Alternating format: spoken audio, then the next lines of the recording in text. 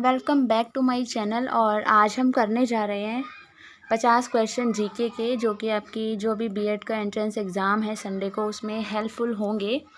तो ये previous year question paper है किसी अदर यूनिवर्सिटी के एंट्रेंस का, तो वही मैं आपके लिए लेकर आई हूँ, क्योंकि कुछ इसी टाइप के क्वेश्चन आपके एंट्रेंस में भी पूछे जा सकते हैं। इससे आपको एटलीस्ट ये आइडिया हो जाएगा कि किस टाइप के क्वेश्चन आते हैं, आपको क्या कौन कौन से जो टॉपिक्स हैं वो कवर करने हैं। तो इसमें जो पहला क्वेश्चन है, इन्होंने वो पूछा है कि इसमें जो यूपीएससी है, जो संघ लोक सेवा आयोग है, जो उनके वर्तमान अध्यक्ष कौन है। तो ये 2020 का पेपर है, तो ये उसके अकॉर्डिंग इसमें जो ऑप्शंस दिए हुए हैं, लेकिन जो हमारा अभी प्रेजेंट का अगर आंसर रहेगा तो वो डॉक्टर मनोज सोनी है, जो कि 5 अप्रैल 2022 को नियुक्त किए गए थे। ठीक है, तो इसका जो आंसर हो जाएगा वो मनोज सोनी है। अगर इनकेस अगर अभी आपके पेपर में पूछ लिया जाए तो मनोज सोनी आप लोग टिक करेंगे। क्वेश्चन नंबर 52 है इसमें, एवरेस्ट की चोटी को विजय करने वाली प्रथम भारतीय महिला कौन थी। तो इसका जो आंसर हो जाएगा वो है बछेंद्री पाल। क्वेश्चन नंबर 53 है, उत्तराखंड विधानसभा में निर्वाचित सदस्य की संख्या कितनी है। तो वो है 70। तो थोड़ा सा उत्तराखंड वाले जो मैं क्वेश्चन करा रही हूँ, प्लीज़ उनको अच्छे से पढ़ लेना, क्योंकि उत्तराखंड मतलब स्टेट का एग्ज़ाम है, तो मे बी कुछ स्टेट का स्पेसिफिकली पूछ सकते हैं, तो पूछ सकते हैं, नॉट श्योर कि पूछेंगे ही, तो फिर भी आप अपनी तरफ से तैयार रहिए। क्वेश्चन नंबर 54 है, निम्नांकित अभिनेताओं में से किसे दादा साहेब फाल्के सम्मान प्राप्त नहीं हुआ है। यहाँ पे नहीं पूछा गया है, तो इसका जो आंसर है वो है शम्मी कपूर। क्वेश्चन नंबर 55 है, निम्नलिखित में से कौन सा आयोग एजुकेशन से रिलेटेड नहीं है। तो सैडलर आयोग, रेले आयोग और कोठारी आयोग ये एजुकेशन से रिलेटेड है, जबकि साइमन आयोग हमारा एजुकेशन से रिलेटेड नहीं है। पंचायती राज प्रणाली सबसे पहले राजस्थान में स्टार्ट की गई थी, ये सबको पता ही होगा। लोथल कहाँ पर है। लोथल भारत में है। अब भारत में किस जगह पर है ये मुझे कमेंट सेक्शन में बताएं। इससे पता चलता है कि आपको भी कितना थोड़ा सा है इसकी नॉलेज की नहीं है। तो लोथल वो भारत में है, लेकिन ये भारत में कहाँ पर है ये आप लोग मुझे कमेंट में बताएगा, या टेलीग्राम पे भी बता सकते हो, नो इशू। तो बताना जरूर इसका आंसर, ठीक है। क्वेश्चन नंबर हमारा 58 है, उत्तराखंड का लोक सेवा आयोग कहाँ पर है। तो इसका जो आंसर है वो है हरिद्वार में। सायकाल का तारा किस ग्रह को कहते हैं। तो इसका जो आंसर है वो है शुक्र, यानी कि जो वीनस है, ठीक है। और इसके अलावा एक क्वेश्चन का आंसर और आप बताएंगे मुझे कि सबसे जो बड़ा ग्रह है, जो सबसे बड़ा जो प्लैनेट है वो कौन सा है, वो भी आप मुझे कमेंट करना।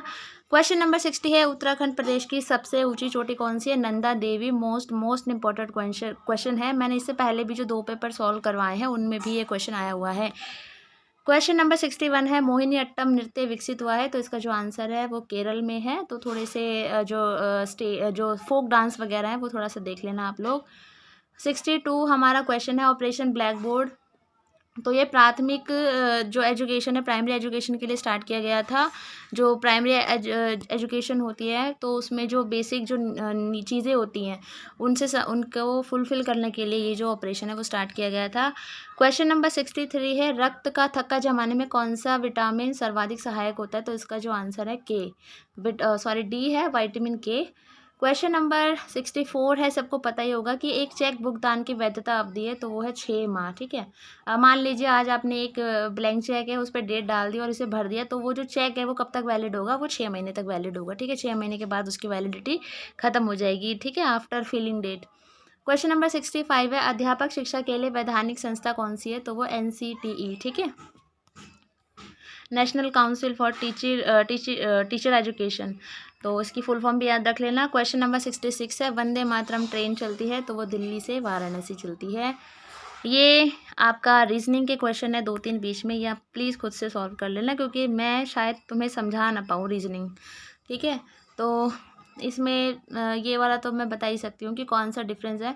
तो मंगल, बुध, बृहस्पति ये सब प्लैनेट है, ठीक है। तो चैलेंजर, तो ये एक अलग चीज़ आ गई, ठीक है। तो हमारा इसका ऑप्शन हो जाएगा C। अब ये सारे आपके रीजनिंग के हैं, PDF आप लोग टेलीग्राम से जाके डाउनलोड कर लेना, ठीक है। क्वेश्चन नंबर हमारा 76 है, दादा साहेब फाल्के पुरस्कार, जो फाल्के ने राजा हरिश्चंद्र मूवी कब निर्देशित की थी। तो इसका आंसर है 1913। तो ये भी बहुत इंपॉर्टेंट क्वेश्चन है, पूछते हैं बार बार। क्वेश्चन नंबर 77 है, भारत में मुख्य चुनाव आयुक्त की नियुक्ति कौन करता है। तो इसका जो आंसर हो जाएगा वो हो जाएगा राष्ट्रपति। 78 है, भारत के किस राज्य में सबसे प्राचीन नालंदा विश्वविद्यालय है? तो वो है बिहार में। किसी भी कैंडिडेट को अगर डिफ़िकल्टी आ रही है हिंदी में तो प्लीज़ साइड में यहाँ पर इंग्लिश में क्वेश्चंस लिखे हुए हैं, आप लोग खुद से भी इसको रीड आउट कर सकते हो, ठीक है। आगे हमारा है क्वेश्चन नंबर 79। इंदिरा गांधी, जो इग्नू है, इंदिरा गांधी मुक्त विश्वविद्यालय 1985। मैंने भी पाँच छः पेपर दिए हैं अभी तक, तो एंट्रेंस नहीं मतलब और जॉब के लिए ये क्वेश्चन कई बार मैंने फेस किया है, तो ये क्वेश्चन पूछते हैं, इंपॉर्टेंट है, आ सकता है। उस देश का नाम बताइए जिसे उगते सूर्य का देश कहा जाता है? तो इसका जो आंसर है वो है जापान। विश्व का सबसे छोटा देश सबको पता ही है, वेटिकन सिटी। ये तो इतने इजी क्वेश्चन है, कुछ तो। उत्तराखंड राज्य के किस शहर में लाल बहादुर अकादमी स्थित है? यूपीएससी वाले तो सब जानते होंगे, मसूरी। यूपीएससी वाले नहीं हो फिर भी जानते ही होंगे, यूपीएससी फेमस इतना है। तो आगे हमारा है कि पूर्व राष्ट्रपति स्वर्गीय एपीजे अब्दुल कलाम द्वारा लिखित ऑडियो पुस्तक विंग्स ऑफ फायर के पीछे आवाज़ किसकी है? तो गिरीश कर्नाड इसका आंसर होगा। क्वेश्चन नंबर 84 है, उत्तराखंड राज्य के किस शहर में एम्स है? तो इसका जो आंसर है वो है ऋषिकेश। 85 है, निम्नलिखित में से कौन सी नदी उत्तराखंड में नहीं बहती है? देखो ये नहीं और सही का थोड़ा सा ध्यान रखना पेपर में, इसको मार्क कर लेना कि इन्होंने नहीं पूछा है कि सही पूछा है, ठीक है। इन्होंने नहीं पूछा है कि नहीं बहती है, तो रामगंगा बहती है, टोंस बहती है, न्यार बहती है, लेकिन गंडक नदी नहीं बहती है। आगे हमारा है 86 क्वेश्चन, निम्नलिखित नदियों में से कौन गंगा की सहायक नदी नहीं है? इन्होंने फिर से नहीं पूछा है, तो चंबल नदी गंगा की सहायक नदी नहीं है। क्वेश्चन नंबर 87 है, निम्नलिखित में से कौन सा मंदिर पंच केदारों में सम्मिलित नहीं हुआ? तो रुद्रनाथ, केदारनाथ, तुंगनाथ है, लेकिन बागनाथ नहीं है। क्वेश्चन नंबर 88 है, निम्नांकित में से कौन मैगसेसे पुरस्कार से सम्मानित है? तो इसका जो आंसर है वो है चंडी प्रसाद भट्ट। 89 है, वर्तमान में भारतीय क्रिकेट कंट्रोल बोर्ड बीसीसीआई के अध्यक्ष कौन है? तो इसका जो आंसर है वो है सौरभ गांगुली जी। भारत के पहले चीफ ऑफ डिफेंस, पहले भी करवा चुकी हूँ, बिपिन रावत जी, आपको पता ही होगा। भारतीय रिजर्व बैंक के अभी जो प्रेजेंट में गवर्नर है हमें पता ही है, शक्तिकांत दास जी हैं। कौन सा देश सार्क का सदस्य नहीं है? तो वह है म्यांमार। सार्क की मुझे फुल फॉर्म भी बताना कमेंट सेक्शन में। विश्व स्वास्थ्य संगठन WHO के वर्तमान महानिदेशक कौन है? टेड्रोस ए गैब्रियेसस, ठीक है। ये इंपॉर्टेंट है, क्वेश्चन आ सकता है। संयुक्त राष्ट्र संगठन के वर्तमान महासचिव कौन है? UNO के, तो कौन है वो? Antonio Guterres. आगे हमारा है क्वेश्चन नंबर 95, भारत में परमाणु ऊर्जा का जनक किसे माना जाता था? होमी जे भाभा को, ठीक है। ये एक बहुत कंफ्यूजिंग क्वेश्चन है, तो थोड़ा अच्छे से इसको पढ़ लेना एक बार, ठीक है। परमाणु ऊर्जा का जनक पूछा है इन्होंने। वर्तमान में केंद्रीय स्वास्थ्य मंत्री कौन है? तो प्रीवियस क्वेश्चन है, अभी हाल फिलहाल मनसुख मंडाविया है, ठीक है, प्रेजेंट में। असम की राजधानी दिसपुर सबको पता ही होगा। क्वेश्चन नंबर हमारा जो 98 है वो है, अनंत पद्मनाभ मंदिर किस नगर में स्थित है? तो इसका जो आंसर है वो है तिरुवनंतपुरम। अब तिरुवनंतपुरम कहाँ पर है ये मुझे आप लोग कमेंट सेक्शन में बताना। क्वेश्चन नंबर 99 है, कौन सा केंद्र प्रशासित प्रदेश नहीं है? तो पता ही है सबको, गोवा, क्योंकि गोवा एक स्टेट है। क्वेश्चन नंबर 100 है, भारत के किस राज्य को पूरब का स्कॉटलैंड कहा जाता है? तो इसका जो आंसर होगा वो होगा Meghalaya. Thank you. Hey everyone, इस पीडीएफ से हम स्टार्टिंग के 25 क्वेश्चन कर चुके हैं। अब हमारे 25 क्वेश्चन रहते हैं जो कि हम आज करने वाले हैं, और हर क्वेश्चन को मैं आपको अच्छे से समझाऊंगी भी ताकि एग्ज़ाम में कुछ मिस्टेक ना हो। बाकी सब ने फेस टू फेस मोड पे तो कोई डिप्लोमा कोर्स वगैरह किया होगा, तो होप सबको बेसिक कॉन्सेप्ट क्लियर होगा, बट स्टिल कुछ क्वेश्चंस में फिर भी दिक्कत आ जाती है पेडागोजी में। तो क्वेश्चन नंबर 25 तक मैं करवा चुकी हूँ। आप लोग प्लेलिस्ट में जाके UOU BEd कॉर्नर नाम से मेरी प्लेलिस्ट है, वहाँ पे जाके आप लोग चेक कर सकते हो। आज हम क्वेश्चन नंबर 26 से स्टार्ट करने वाले हैं। क्वेश्चन नंबर 26 है कि एक प्रधानाचार्य अपने अध्यापकों से आशा करता है कि अगर एक प्रिंसिपल है वो अपने टीचर से क्या चाहता है, क्या उसकी एक्सपेक्टेशन रहती है अपने टीचर से, तो वो चाहता है कि उसके टीचर्स उसके आज्ञा का पालन करें, उसके ऑर्डर्स को माने और योग्यता और ज्ञान की एक प्रिंसिपल हमेशा चाहेगा कि उसके सारे टीचर्स योग्य हो, एबल हो, उनमें नॉलेज हो और वो डेडिकेशन के साथ अपना काम करे, लॉयल्टी के साथ काम करे। तो इसका जो आंसर हो जाएगा वो है डी। तो उपरोक्त सभी, all of the above. Question number 27 है हमारा, कुछ विद्यार्थी आपकी कक्षा में देर से आते हैं, इस स्थिति में आप क्या करेंगे? तो सबसे पहले ये ध्यान रखना, जिनको नहीं पता है उनको बता दूं कि कभी भी हमें बच्चों को गलत नहीं ठहराना है। कोई भी क्वेश्चन में पूछा गया है तो आप किसी भी आंसर में टिक ऐसे नहीं करेंगे कि बच्चा गलत है। बच्चा गलत नहीं है, बच्चे को मारना पीटना नहीं है, बच्चे को डांटना नहीं है। तो ऐसे आंसर्स प्लीज़ प्लीज़ टिक टिक मत करना, ठीक है। अब हम बात कर रहे हैं कि इसमें आप क्या करेंगे। तो हम बच्चे को मना करेंगे क्लास में आने के लिए, तो ये तो हम नहीं करेंगे कि अगर बच्चा लेट आ रहा है तो हम उसे मना नहीं करेंगे। पेरेंट्स को बुलाएंगे, तो ये तो चलो बात की बात है, पेरेंट्स को तो बुलाएंगे ही, पूछेंगे कि हाँ भाई क्यों। और देरी का कारण जानने का प्रयास करेंगे तथा विद्यार्थी की सहायता करने का प्रयास करेंगे। बच्चे से पूछेंगे कि वो क्यों लेट आता है, और अगर कुछ प्रॉब्लम है तो जहाँ तक हम हेल्प कर सकते हैं हम उसको हेल्प करेंगे, ठीक है। और लास्ट वन इज़ उसे अध्यापक सॉरी प्रिंसिपल के पास भेज देंगे। तो ये तो एक अलग ही मैटर हो गया। तो इसका जो आंसर होगा वो सी। देखिए, अगर आप एक टीचर हैं तो आपको कोई भी स्टेप लेने से पहले सबसे पहला स्टेप ये लेना चाहिए कि आपको उस चीज़ का रीज़न जानना चाहिए। अगर बच्चा आ की मात्रा और ई की मात्रा में कंफ्यूज्ड है या ई की मात्रा में कंफ्यूज्ड है, तो आपको उसे डांटना नहीं है, मारना नहीं है, चिल्लाना नहीं है। आपको पहले कारण जानना है कि क्यों बच्चे को वो कॉन्सेप्ट क्लियर नहीं है। तो एक टीचर का पहला दायित्व ही यह होता है कि वो हर चीज़ का कारण जाने, फिर उसके ऊपर कोई एक्शन ले। तो बच्चा लेट आ रहा है, उसके ऊपर एक्शन लेने से पहले आपको ये एक्शन लेना चाहिए कि पहले आप रीज़न पता करो, ठीक है। बच्चे से रिलेटेड अगर कोई भी प्रॉब्लम आती है तो जब भी आप आंसर टिक करोगे तो ऐसा आंसर टिक करना कि हमें जिससे पता चले उस वो जो काम कर रहा है बच्चा, उसके पीछे का कोई कारण होगा, ठीक है। अभी फॉर एग्जांपल किसी स्कूल में बच्चे मान लो गंदे बन के आते हैं, नहा के नहीं आते, उनमें स्मेल आती है, तो बजाय हम उनको डांटें, पेरेंट्स को बुलाएं, प्रिंसिपल मैम से बात करें, हमें रीज़न जानना चाहिए क्यों क्यों बच्चे ऐसे करते हैं। तो बहुत सारे रीज़न मिलेंगे आपको कि क्या पता बच्चों के वहाँ आसपास पानी की दिक्कत हो, पानी की किल्लत हो, पानी ना आता हो, या पेरेंट्स वर्किंग हो, टाइम ना दे पाते हो बच्चों को। बहुत सारे रीज़न होते हैं। क्या पता बच्चा कुछ पर्सनली किसी दिक्कत से जूझ रहा हो। तो बहुत सारे रीज़न होते हैं। तो एक्शन लेने से पहले सबसे पहले एक्शन ये लीजिए कि आप लोग उसका रीज़न जानिए। होप ये चीज़ आपको समझ आ गई होगी। क्वेश्चन नंबर 28 है कि एक विद्यार्थी आपकी कक्षा में प्रतिदिन आपसे प्रश्न पूछता है। एक बच्चा आपसे डेली क्वेश्चन करता है, तो आप क्या करेंगे?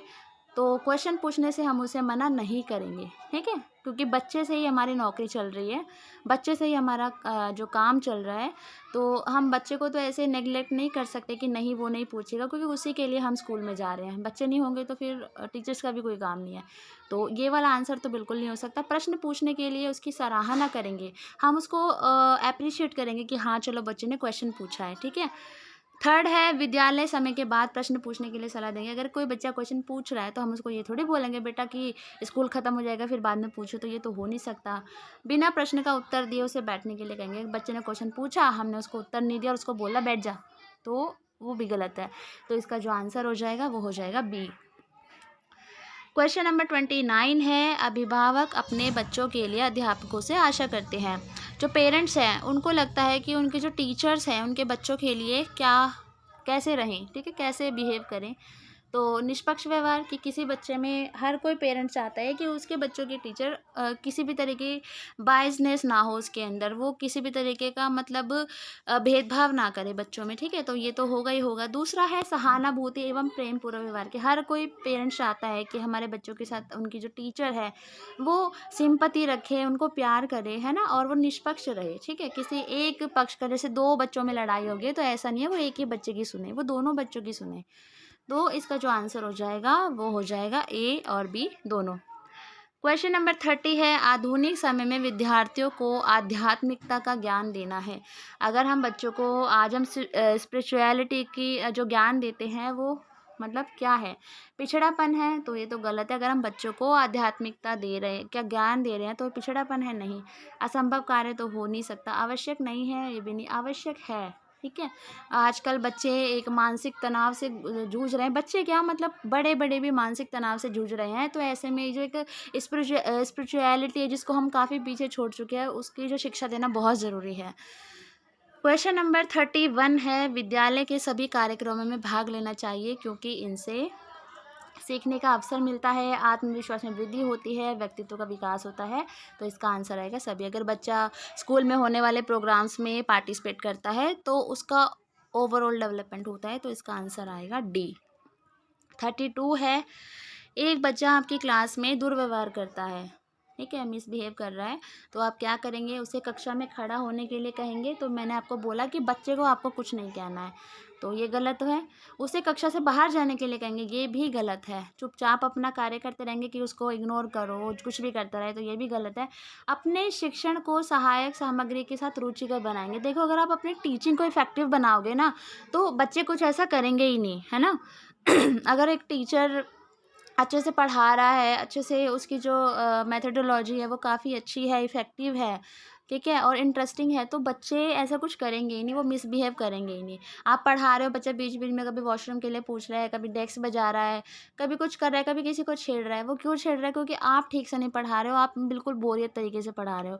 लेकिन अगर आपका पढ़ाने का तरीका इंटरेस्टिंग होगा तो बच्चा ऐसा कुछ करेगा ही नहीं क्लास में, ठीक है। तो जो इसका आंसर हो जाएगा वो हो जाएगा डी। क्वेश्चन नंबर 33 है, जो आपकी रचनात्मक और वैध आलोचना करता है उसे आपके द्वारा किस प्रकार मानना चाहिए, ठीक है। तो इसके ये दो तो बिल्कुल नहीं हो सकते। अब ये दो हैं और इन दोनों में मैं भी कंफ्यूज्ड हूँ कि एक मित्र की तरह लेंगे उसे या एक आलोचक की तरह। तो मेरा तो वोट अगर लगा लो आप तो बी को जाता है। इसके अलावा प्लीज़ यार कमेंट सेक्शन में मुझे बताओ इसका आंसर आपके अकॉर्डिंग क्या होना चाहिए। मुझे तो बी लग रहा है, बट ए और बी में मैं स्टिल कंफ्यूज्ड हूँ। तो इसका आंसर आप एक बार मुझे कमेंट में या टेलीग्राम ग्रुप पे बता देना। और इसके अलावा जिन भी लोगों को ये वीडियो लग रही है कि वो खुद से समझ सकते हैं, लंबी हो रही है वीडियो, तो प्लीज़ यार टेलीग्राम से जाके ना आप लोग PDF भी पढ़ सकते हो, नो इशू, ठीक है। और बाकी जिनको चाहिए नॉलेज कि हाँ थोड़ा सा मैं आसपास का एरिया भी समझा रही हूँ तो वो लोग देख सकते हैं। क्वेश्चन नंबर 34 है, नैतिक शिक्षा के लिए कौन उत्तरदायी है? तो नैतिक शिक्षा के लिए उपयुक्त सभी, क्योंकि मम्मी पापा, विद्यालय, समाज, सभी से बच्चा जो मॉरल एजुकेशन सीखता है। क्वेश्चन नंबर 35 है, छोटे बच्चों के लिए स्कूली शिक्षा में किस प्रकार का बोझ अपेक्षित नहीं है? तो इसमें है, छोटे बच्चे जो होते हैं उनकी जो एजुकेशन होती है तो उनके उसमें बोझ अपेक्षित नहीं है। मतलब in school education small children should not be burned with. तो लिखने का, पढ़ने का, गृह कार्य का, विद्यालय जाने का, तो इसका जो आंसर है वो गृह कार्य का है, ठीक है। तो इसमें ये पूछा गया कि छोटे बच्चे के लिए स्कूली शिक्षा में किस प्रकार का बोझ अपेक्षित नहीं है। मतलब बच्चे से हम कोई भी बोझ, उसको किस प्रकार का बोझ है जो हम अपेक्षित नहीं है। तो विद्यालय जाने का, तो विद्यालय तो बच्चा जाएगा ही, लिखेगा भी, पढ़ेगा भी, लेकिन गृह कार्य का इसका आंसर होगा। इसमें अगर कोई कन्फ्यूजन है तो यार प्लीज़ कमेंट में सेक्शन में मुझसे पूछ लेना, क्योंकि मेन है ना जो प्राइमरी में है ना, हम बच्चों को होमवर्क वगैरह का कुछ देते भी नहीं है, ठीक है। तो इसका आंसर मुझे तो यही लगता है कि गृह कार्य होना चाहिए, बट अगर आपके हिसाब से आपको लगता है कि कुछ और हो सकता है तो बता देना कमेंट में, बट मुझे तो यही लगता है कि गृह कार्य होना चाहिए। आगे है एक मिनट, हाँ, क्वेश्चन नंबर 36, जब आपके बच्चे सफल होते हैं तो आप कैसा महसूस करते हैं? ईर्ष्या, स्वसंतुष्टि, खुशी, दोषी। तो जब भी हमारे बच्चे सफल होते हैं, मेरे जैसे मेरे पढ़ाए हुए बच्चे अगर सक्सेस होते हैं तो मुझे कैसा लगेगा? तो मैं जेलस तो बिल्कुल नहीं करूँगी, तो गिल्टी तो बिल्कुल भी नहीं करूँगी। इन दो में से कोई एक हो सकता है और मेरा वोट जाता है स्वसंतुष्टि, सेल्फ सेटिस्फेक्शन को। और बाकी अगर आपको लगता है खुशी है या बी वाला या सी में कोई अगर आपको डाउट है तो कमेंट में बता देना मुझे, बट मुझे ऐसा लगता है कि इसका सेल्फ सेटिस्फेक्शन ही आंसर होना चाहिए। क्वेश्चन नंबर 37 है, शिक्षण का पहला और मुख्य उद्देश्य क्या है? टीचिंग का। तो इसका आंसर हो जाएगा शिक्षार्थियों के वास्तविक जीवन की समस्याओं के समाधान हेतु कौशलों का विकास करना। केवल ज्ञान तो प्रदान करना ही नहीं है, कक्षा में लेक्चर भी नहीं दे सकते हो, और शिक्षार्थियों से व्यक्तिगत संबंध रखना ये भी नहीं। तो इसका जो आंसर हो जाएगा वो ए है, ठीक है। जो बच्चे की जो रियल लाइफ की जो उनकी जो प्रॉब्लम्स है उनको सुलझाने के लिए बच्चों के अंदर स्किल को डेवलपमेंट करना टीचिंग का मेन पर्पस होता है।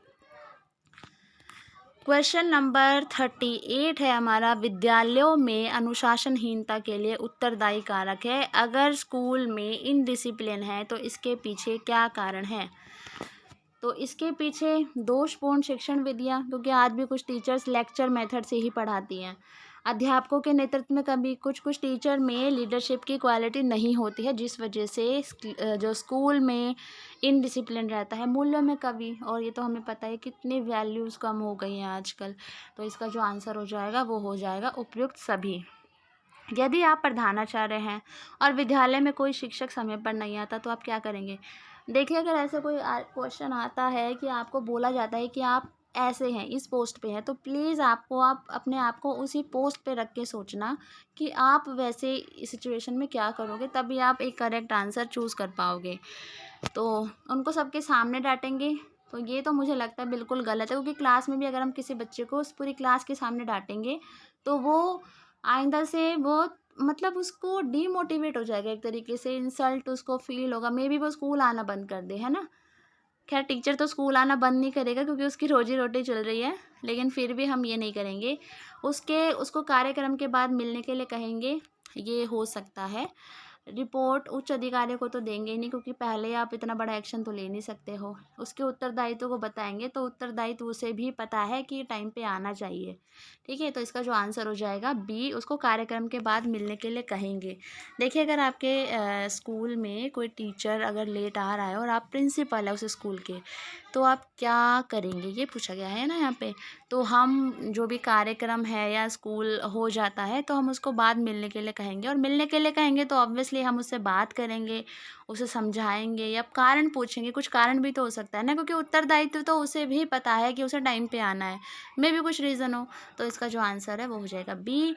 क्वेश्चन नंबर 40 है, व्याख्यान अधिक प्रभावशाली तरीके से दिया जाएगा अगर टीचर जो लेक्चर है अच्छे तरीके से इफ़ेक्टिव तरीके से दिया जाएगा अगर टीचर तैयार किए हुए नोट्स को पढ़ाता है, पहले से अच्छे नोट्स की तैयारी करता है, विद्यार्थियों को चर्चा व विमर्श में व्यस्त रखता है, प्रभावशाली तरीके से विद्यार्थियों को शिक्षण अधिगम में व्यस्त रखता है।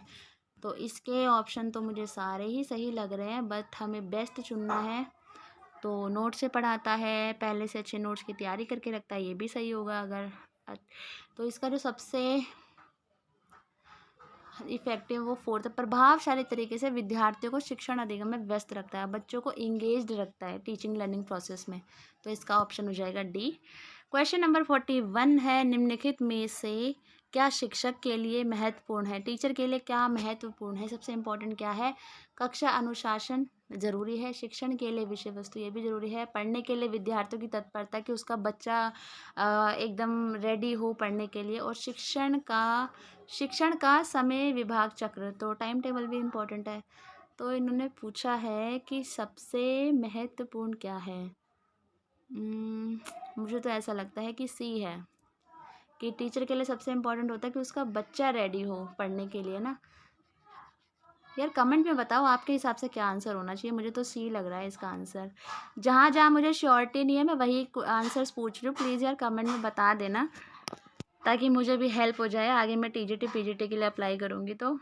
ठीक है, तो कुछ कुछ में डाउट है, वही मैं कमेंट में पूछ रही हूँ, तो आप लोग प्लीज़ यार कमेंट करके बता देना।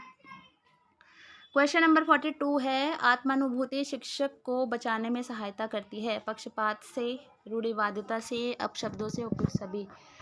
देखो, आत्मानुभूति क्या होती है? एम्पैथी, जिसको हम इंग्लिश में बोलते हैं। देखो, एक होती है सिंपैथी और एक होती है एम्पैथी। अभी दोनों में डिफरेंस जान लो, आज ही मैंने सुबह दोनों पढ़े हैं, बट मुझे डाइट से ही पता है इन दोनों में डिफरेंस।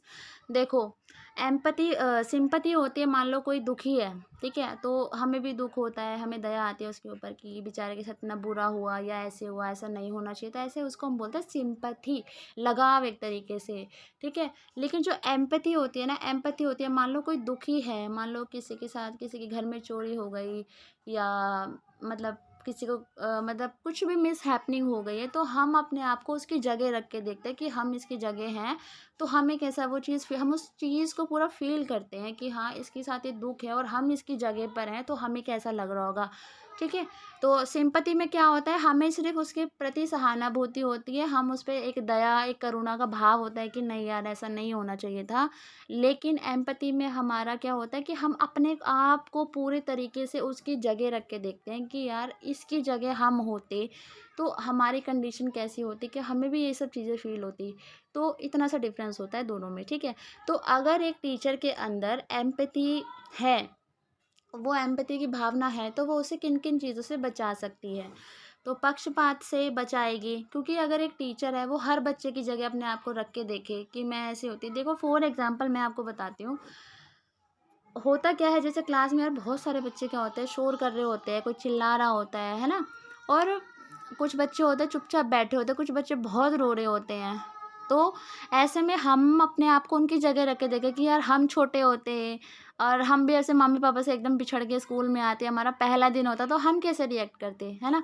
तो वो एम्पैथी हो गई। तो उससे क्या होगा, टीचर पक्षपात से बचता है, वो हर बच्चे को एक जैसा नहीं समझता, उसे लगता है कि हाँ, हर बच्चा अलग-अलग है, हर बच्चे की प्रॉब्लम अलग है, हर बच्चे की नीड अलग है। तो इसका ये भी आंसर हो जाएगा, रूढ़िवादिता से बचेगा, ठीक है। अब शब्दों से भी बचेगा, तो इसका जो आंसर हो जाएगा वो उपयुक्त सभी। होप आपको एम्पैथी और सिंपैथी में डिफरेंस पता चल गया होगा।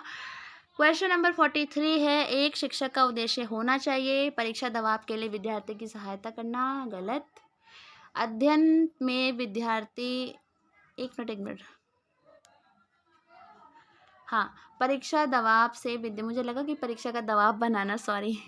परीक्षा दबाव के लिए विद्यार्थी की सहायता करना, अध्ययन में विद्यार्थी की सहायता करना, विद्यार्थियों को एक अच्छा नागरिक बनने के लिए सहायता करना। परीक्षा का जब दबाव आता है बच्चे के ऊपर, तो उसको स्ट्रेस आता है, तो उसमें टीचर हेल्प करती है निकलने के लिए उससे।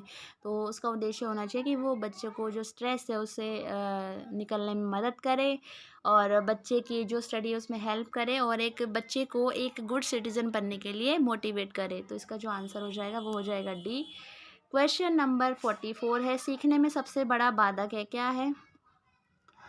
फेल होने का डर कि मैं फेल ना हो जाऊं, आलोचना का डर, अरे मतलब वो क्या कहेंगे, ये क्या कहेंगे, मूर्खतापूर्ण जवाब का डर, मतलब ऐसा डर नहीं लगता कि मतलब क्या जवाब देंगे, क्या जवाब देंगे, कोई पूछेगा तो क्या हो जाएगा, है ना? तो इसका जो आंसर हो जाएगा वो होगा उपयुक्त सभी। क्वेश्चन नंबर 45 है, कक्षा संप्रेक्षण होना चाहिए। कक्षा संप्रेक्षण जो क्लासरूम कम्युनिकेशन है, तो वो होना चाहिए हमारा छात्र केंद्रित, ठीक है। पाठ्य पुस्तक केंद्रित तो होना ही नहीं चाहिए कि किताबें किताबें पढ़ा रहे हो। सामान्य केंद्रित भी नहीं होना चाहिए, और शिक्षक केंद्रित तो बिल्कुल नहीं होना चाहिए। तो इसका जो आंसर हो जाएगा वो छात्र केंद्रित हो जाएगा, ठीक है। अगर आपको लगता है कि कोई और ऑप्शन हो सकता है तो कमेंट सेक्शन में मुझे बता देना। क्वेश्चन नंबर 46 है, आप एक शिक्षक बनना चाहते हैं, क्यों? इसमें कम उत्तरदायित्व है, रॉन्ग। इसमें बहुत उत्तरदायित्व है, बहुत सारे काम होते हैं, और यह एक समर्पित व्यवसाय है, एग्जैक्टली बहुत ही डिवोटेड प्रोफेशन है। इसमें छुट्टियां अधिक होती तो है, लेकिन ये तो कोई रीज़न नहीं है टीचर बनने का। यह एक पारिवारिक व्यवसाय है, रॉन्ग। तो इसका जो ऑप्शन हो जाएगा वो हो जाएगा बी, एक डिवोटेड प्रोफेशन है, आप पूरी तरीके से डिवोट कर देते हो अपने आप को, ठीक है। आगे है हमारा क्वेश्चन नंबर 47, शिक्षक एक प्रक्रिया के रूप में सम्मिलित करता है, शिक्षण है जो टीचिंग है उसके अंदर कौन कौन इंक्लूड होता है? तो उसमें होता है हमारा विद्यार्थी, शिक्षक एवं पाठ्यक्रम। ये बाकी भी होते हैं, लेकिन जो हमारा अगर देखा जाए अकॉर्डिंग टू पेडागोजी, तो इसका जो आंसर है वो है सी। 48 हमारा है, विद्यार्थियों की अधिकतम भागीदारी शिक्षण की जिस विधि से संभव है वह। अगर आप चाहते हैं कि बच्चा क्लासरूम में ज़्यादा से ज़्यादा पार्टिसिपेट करे, तो इसमें सबसे जो इम्पोर्टेंट जो विधि है, जो टीचिंग मेथड है, वो कौन सा हो सकता है? तो व्याख्यान तो बिल्कुल नहीं हो सकता, लेक्चर है ना। पाठ्य पुस्तक भी नहीं हो सकती, कहानी कथन में तो आप कहानी सुना रहे हो ना। वाद विवाद हो सकता है कि बच्चे 2 पार्ट में आप लोग डिवाइड कर दो क्लास में, और कोई भी टॉपिक दे दो कि यहाँ से पॉजिटिव एस्पेक्ट में बोलेंगे, यहाँ से नेगेटिव, तो सारे बच्चे इस चीज़ में इन्वॉल्व होंगे, ठीक है।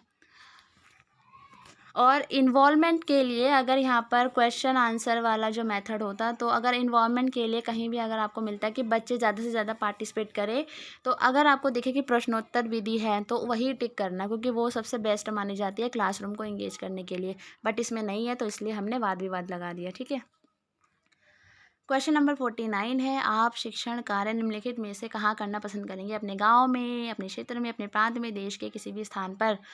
तो आपको ये कोई चॉइस नहीं मिलती है, ठीक है, और होनी भी नहीं चाहिए। अगर आप टीचर बनना चाहते हैं, सच में बच्चों के लिए कुछ करना चाहते हैं, तो आपको कोई मतलब नहीं होना चाहिए कि आपकी जॉब कहाँ है, किस हिसाब से, किसने, बस आप पढ़ाएंगे। ठीक है, तो ये चीज़ होती है। आगे है हमारा लास्ट क्वेश्चन, सर्वोत्तम शैक्षिक कार्यक्रम वह है जो the best educational program is one that is according to the बालक की आवश्यकता अनुसार बनाया गया हो, बालक की योग्यता अनुसार बनाया गया, बालक की रुचि के अनुसार बनाया गया हो। तो इसका आंसर आएगा सभी, क्योंकि हर चीज़ बच्चे के अकॉर्डिंग हो रही है। तो सबसे अच्छा एजुकेशन प्रोग्राम हो ही नहीं सकता कोई और। तो यही था, ये 25 क्वेश्चन थे। होप मैं आपको समझाने में सक्षम रही हूँ, और कहीं कुछ मिस्टेक हुई हो तो प्लीज़ यार सॉरी, और कहीं कुछ सजेशन हो तो प्लीज़ कमेंट कर देना मुझे, कोई सजेशन हो आपकी तरफ से। तो इतनी सी वीडियो थी, होप आपके लिए हेल्पफुल रहे, आपके एग्ज़ाम के लिए हेल्पफुल रहे। Thank you.